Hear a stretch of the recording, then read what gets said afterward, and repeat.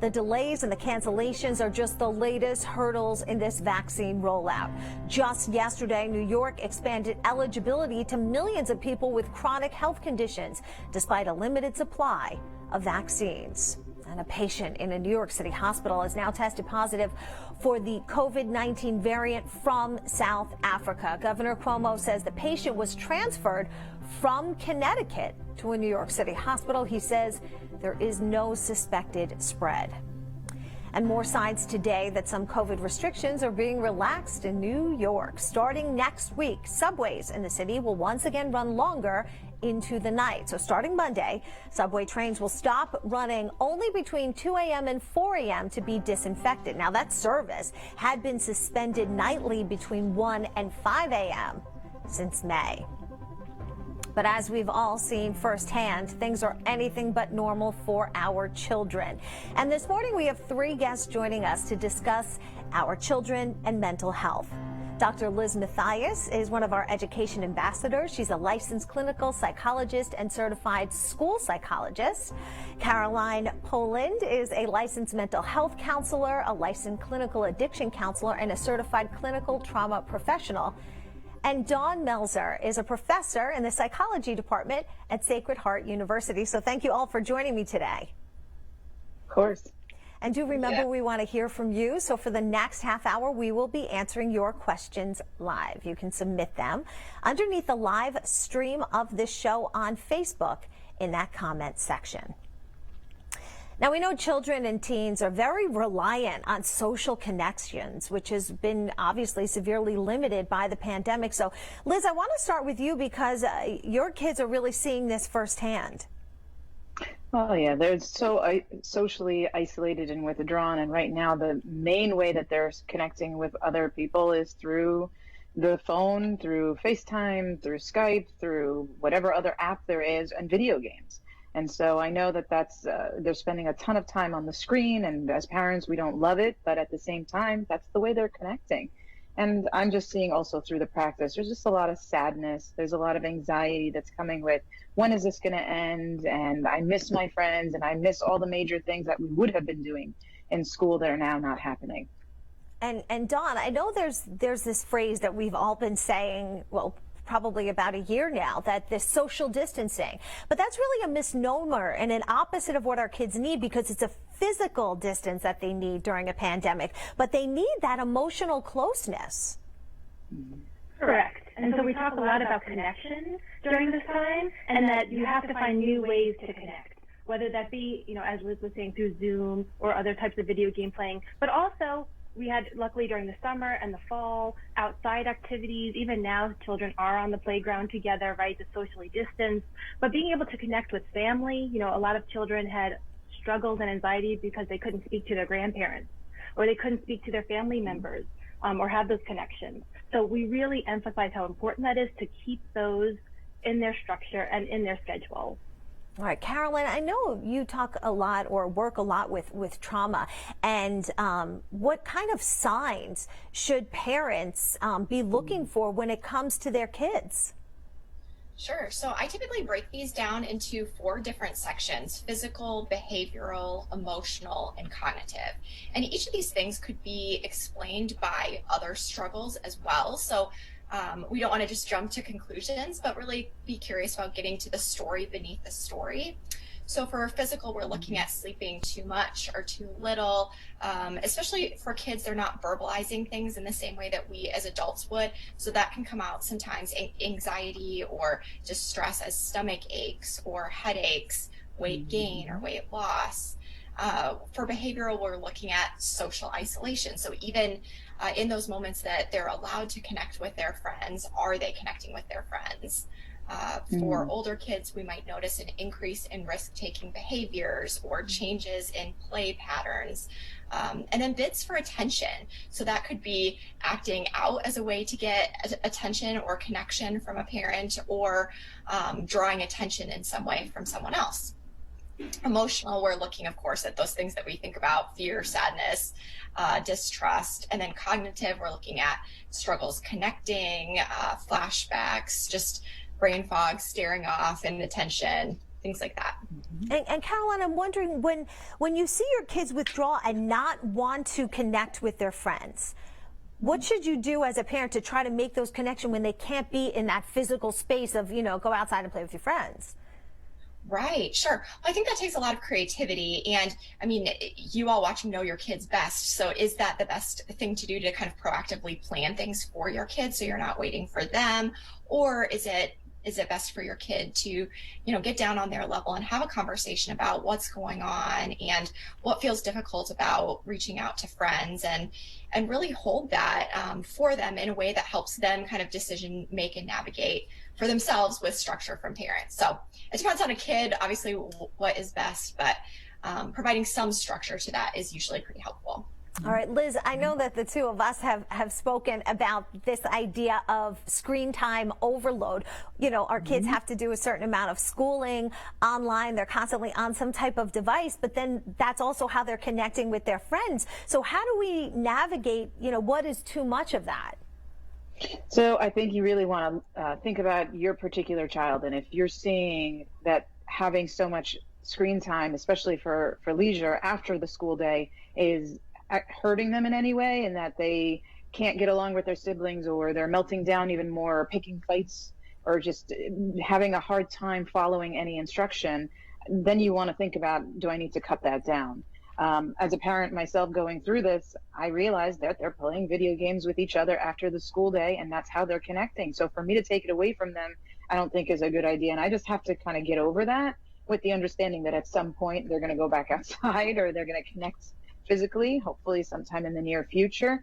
But I think, having maybe like an hour or two at the end of the night where you can disconnect and say, all right, you've played the video games, you've had your school time, now let's disconnect and do something away from the screen. And you can do anything, just not using a screen. And I think that might, for me as a parent, I feel better doing that than just saying you can't play your video games, because that's how they're connecting with their friends right now. And it stinks, but it's the reality. Right.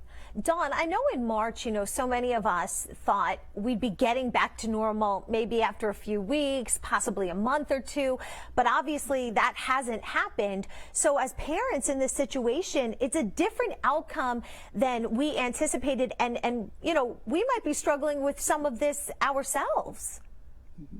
Correct.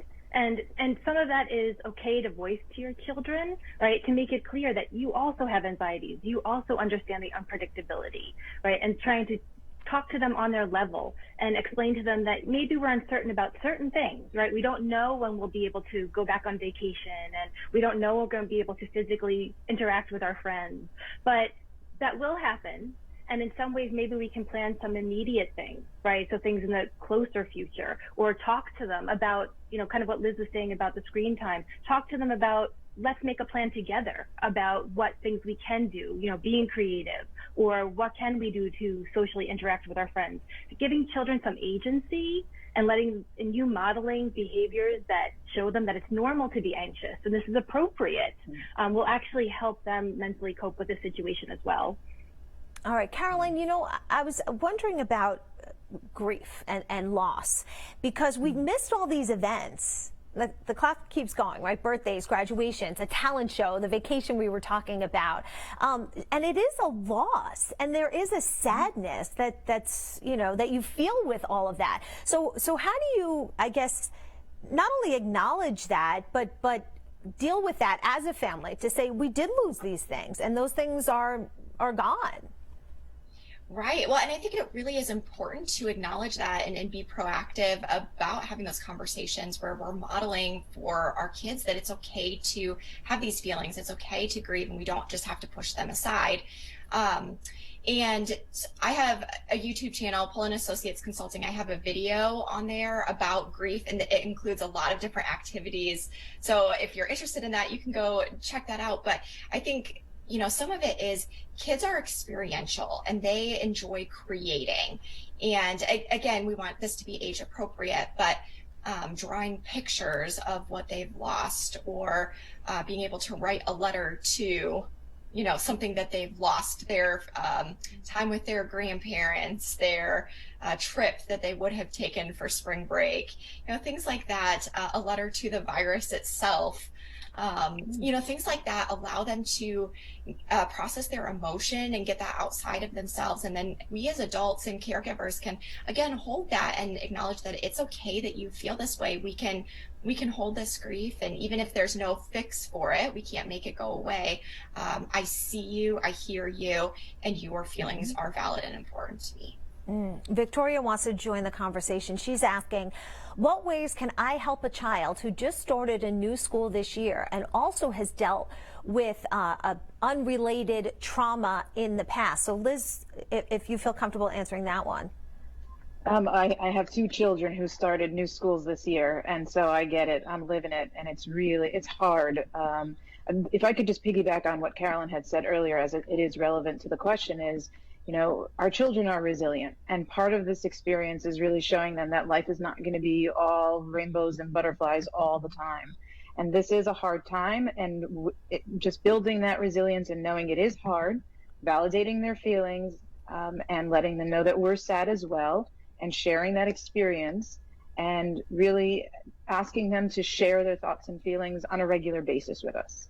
All right, great. Up next, we're going to get this conversation started with you and your children. If you've wanted to talk to your kids about what you're seeing, we're going to try to help you navigate that conversation, help you take those first steps to communicating effectively. So remember, we want to hear from you. Submit your questions now.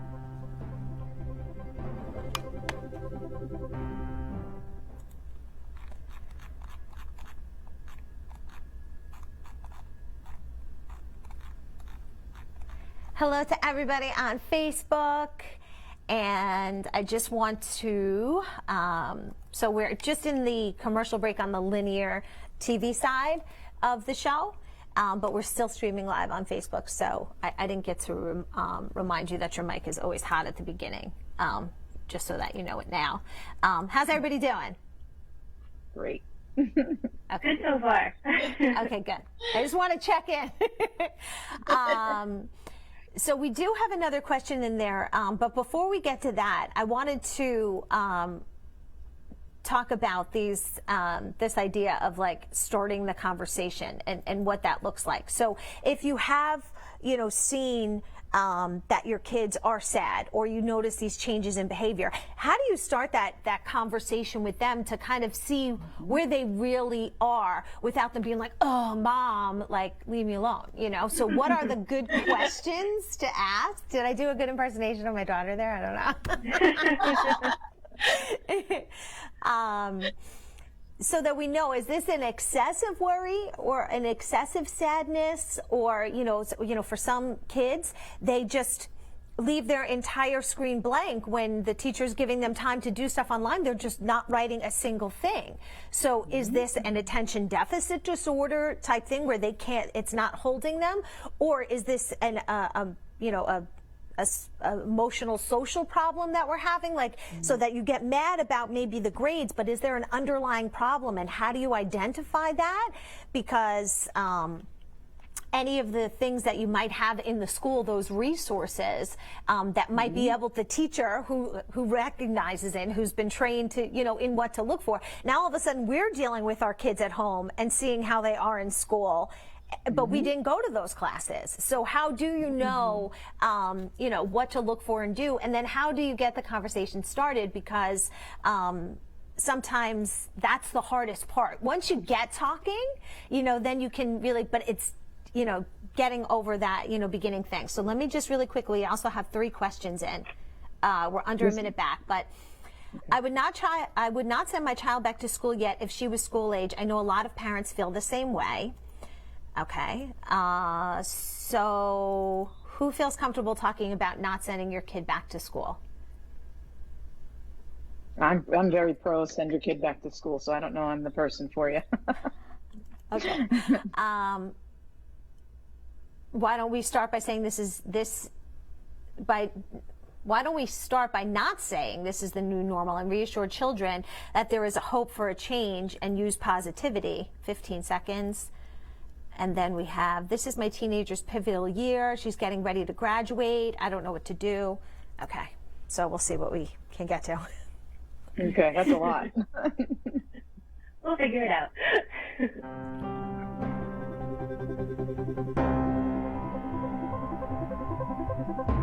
Welcome back to our live special report, The New Normal. As we continue to answer your questions this morning, do remember, if you have questions or comments, add them right now into the comment section of this show. So right now we're really talking about ways to start the conversation. So, you know, is it something like what worries you the most about COVID and starting really like wider to then try to, you know, hone in on exactly what the problem is? I guess, Caroline, if you wouldn't mind, I'll start with you. How do we really jump into the deep end of the pool on this to really understand how our kids are feeling? Sure. Well, to start, you know, I think it depends on the kid, whether sitting across from them is going to be the best way to have that conversation or sitting side by side and doing an activity. And I think a lot of times for kids, while they're engaged in play or coloring or, you know, building Legos, something like that is a prime time to have that conversation because they're already in movement and they're engaged differently in their bodies. And so doing something alongside of them as you're having that conversation, I think is a great way to start that conversation and just ask them, you know, what are your current thoughts on COVID, or, you know, what's been the hardest part this week, or what are you missing? Just kind of naming it. And even being willing to say, you know, here are things that I'm missing. Here are things that, not that we're trying to burden our kids with our emotions, but to kind of demonstrate that, you know, we're having different emotions and it's okay to name those emotions here. And you're not the only one feeling that way. You know, Yes. I feel that way too. Corinne, I think that's the problem, right, with isolating is that it can feel like we're alone, and we need to know that we're not an island and that we have this kind of common humanity in the middle of what we're going through, whether we're 3 or we're 85 in this process. All right, Corinne wants to know, or is saying, I would not send my child back to school if she was school age, and I know a lot of parents feel the same way. Dawn, what are your thoughts on that? I understand and I sympathize with that. For parents, if they were so anxious sending their children back to school, in some ways you're modeling that to your children, right? So, I mean, this way you can keep your environment where you feel more comfortable, your child will feel more comfortable. Some people have those resources as well, right? Some people don't. So we also have to be understanding that some people don't have the option of keeping their kids at home if they're essential workers, if they have to go into work. But if you have to keep your child at home, just make sure they're still socially connecting, right? They're connecting with their teachers, they're connecting with their friends. If you can balance that and you can feel safer in your home, your child could be more comfortable, it can be positive in those ways. All right, Jamie is saying, why don't we start by not saying the new normal and reassure our children that there is hope for a change and positivity? Liz, your thoughts? My thoughts are this is not our new normal. This is just what it is right now, and to really take it day by day. And I emphasize that to my own children as well as the parents that I work with, that this is what we need to get through today, and not to plan so far ahead, but let's plan no more than 2 days out, because that's all we can really manage and think about, and to really focus on all the things that are within our control. What are we going to have for dinner? What game are we going to play? What game are you going to play with your friends today? But really, it's not our new normal. We're all in a waiting mode, and this is why it's so uncomfortable and so anxiety provoking, is because we can't plan ahead. We can't plan our next vacation. We can't plan what we're going to do this weekend, knowing that we can get together with other families or go places. It's very frustrating. Yeah, Elaine is saying, this is my teenager's pivotal year in which she'll be getting ready to graduate and go to high school. She's basically given up on school. She has siblings, but she's lonely. Online learning isn't helping her. It's made her grades and everything worse. She's gotten withdrawn. I don't know what to do. It's especially hard to get my younger children to understand this. So, I guess I'm going to say, Caroline, we know she's a teenager, and, you know, you have a lot of feelings. A lot of feelings, a lot of changes, a lot of needs for creating further independence and a sense of autonomy. And, you know, this pandemic has sort of taken away pieces of that where we can't be as independent from our families as we otherwise would and develop that. And I think one of the really helpful things is to give choices that allow for the continued development of agency, autonomy, and independence, where it's not necessarily just a wide open choice, but would you like this or this? And offering those to kids And I would also say, you know, a lot of agencies are still offering telehealth, and that's a really great option for your kids to be able to talk to someone else, to have another, you know, set of eyes that are kind of helping to pick through, you know, is this just sadness? Is this moving towards depression? And to teach some of those skills that allow for continued strengthening of resiliency, or just navigating some of those big feelings. All right, Fran is saying she would love to see children in school. She's a special education teacher assistant in Nassau. What would be your counseling on the students with disabilities to be protected along with teachers and return to school? Dawn, your thoughts? Just to follow the protocols that they have in place. Many schools have been able to bring students with disabilities back in, because that one-to-one connection, the physical connection, actually is very important for those students. They struggled more than most other students outside when it was distance learning. I spoke to many special education teachers who said many other students were not even logging on in the day. They couldn't see them. They couldn't keep track. They didn't know how to get in contact with them or help them. And there's a special relationship between those teachers and those students. And so I would encourage parents of those students to send them back to school, but with the proper protocols, right? So that you have the social distancing, that you have the hand washing, you have the mask wearing. And in those cases, we haven't seen spread to be as prominent as some people thought in the beginning.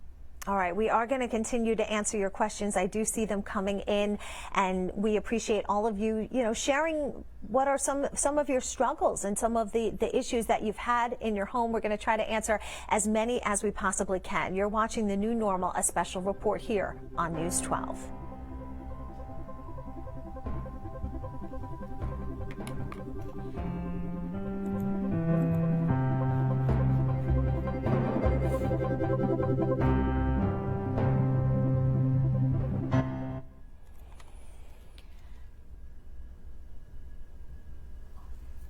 So we have a few questions in. The one that was there, by the time I would have read it, we wouldn't have had enough time to answer it, because I was like going down and it was somewhat long. So let me tell you what it is, and then identify who would be the best person to answer it. It's about a 16-year-old. How do I teach my 16-year-old how to make new friends? His friends are in a different group in a hybrid setup. He tells me he eats alone, and in gym, no one plays with him. I tried to give him tips on how to make new friends and find someone else alone, but it's not helping. Also, what are things he can do with friends outside? It's so cold here. So who wants to take that one about trying to help your kids make new friends? Nobody raises their hand. I'll take it. I'll take it. All right, so Liz, you're gonna get that one, and then let me. Okay.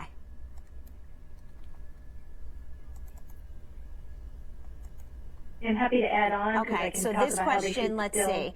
What suggestions do you have for kids of color whose communities are disproportionately affected by COVID? Mm-hmm. Dawn or Caroline, which one do you want to take it? I can start us off, sure. Okay.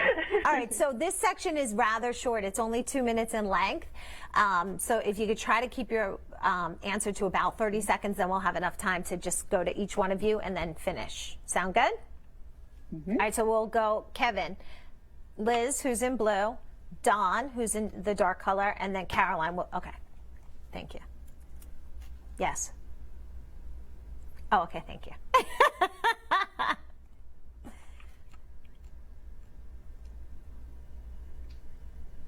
Oh, okay. No guest teas? Okay. All right, great. Thank you. So I'm going to jump into that Karen question, Liz, straight, right away. Okay, cool. Thanks. We're about 20 seconds away. No pressure. None. It's all good. Cool as a cucumber. You do it so seamlessly. So your conversation then right on camera. So that's amazing skill.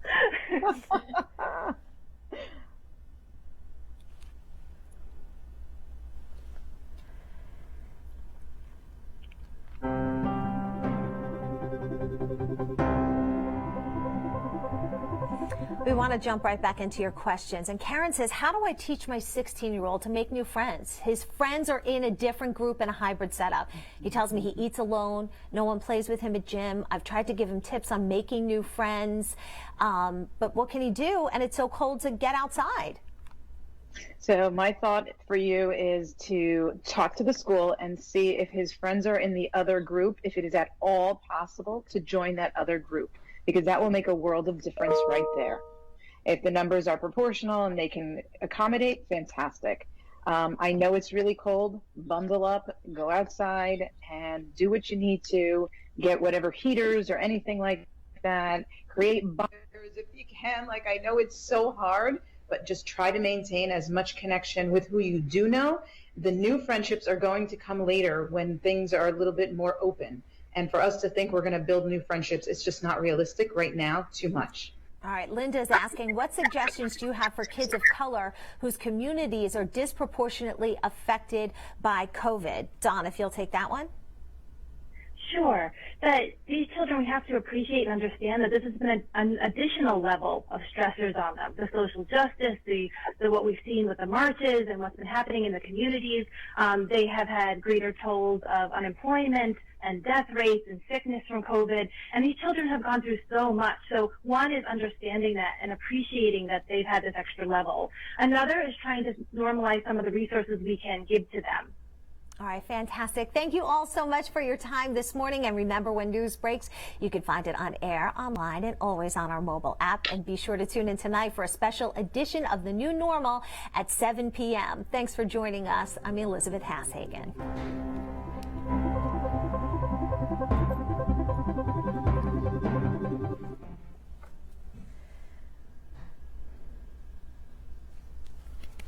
Yay, we did it. Thank you all so much for your time and your expertise.